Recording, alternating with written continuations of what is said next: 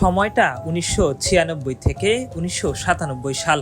কারণ বাজার, ফার্মগেট, রাজাবাজার, তেজগাঁও শিল্পাঞ্চল ও শেরেবাংলা নগর সহ ঢাকায় বিভিন্ন এলাকায় আলোচিত যেসব হত্যাকাণ্ড ঘটেছে, এসবের পেছনে এসেছে একজনের নাম বারবার এলেও তাকে দেখা যেত না, শোনা যেত। ছদ্মবেশে ঘুরে বেড়াতেন তিনি, সবসময় গায়ে পরে থাকতেন বুলেট প্রুফ জ্যাকেট। তার নাম শেখ মোহাম্মদ আসলাম ওরফে সুইডেন আসলাম। ঢাকার এক সময়ের শীর্ষ সন্ত্রাসীদের মধ্যে অন্যতম এই সুইডেন আসলাম। দীর্ঘ চেষ্টা ও নানা পরিকল্পনার পর ১৯৯৭ সালের ২৬ মে আইনশৃঙ্খলা বাহিনী তাকে গ্রেফতার করে। সেই সময় তার বয়স ছিল ৩৫ বছর। আসলাম ঢাকার নবাবগঞ্জ উপজেলার ছাতিয়ার এলাকার মৃত শেখ জিন্নাত আলীর ছেলে। পরিবার সহ তারা থাকতেন ঢাকার ইন্দিরা রোডে। বিভিন্ন সূত্রে জানা যায় ১৯৮৬ থেকে ৮৭ সালের দিকে আসলামের উত্থান। শুরুতে রাজাবাজার ও ইন্দিরা রোড এলাকায় ছিল তার আধিপত্য।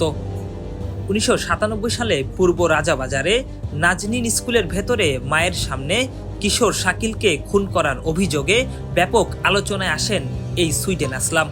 তেজগাঁও এলাকার এই শীর্ষ সন্ত্রাসী একসময় ঢাকার আন্ডারওয়ার্ল্ড বা অপরাধ জগৎ কাঁপাতেন। ২৭ বছর ধরে ছিলেন কাশিমপুর হাই সিকিউরিটি কারাগারে। হত্যাসহ ১৭ মামলার একটি ছাড়া বাকিগুলোতে জামিন পেয়েছেন তিনি।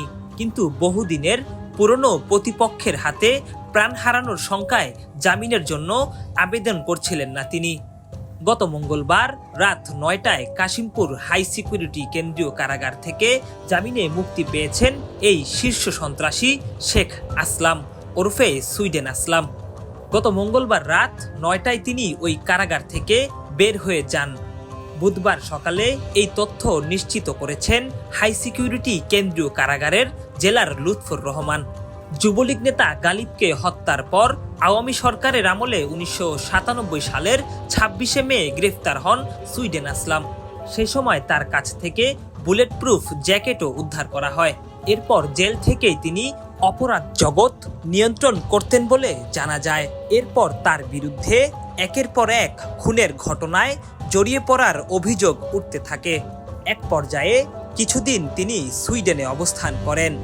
সেখান থেকে ফিরে আসার পর নামের আগে সুইডেন শব্দটি যুক্ত হয়ে নাম হয়ে যায় সুইডেন আসলাম।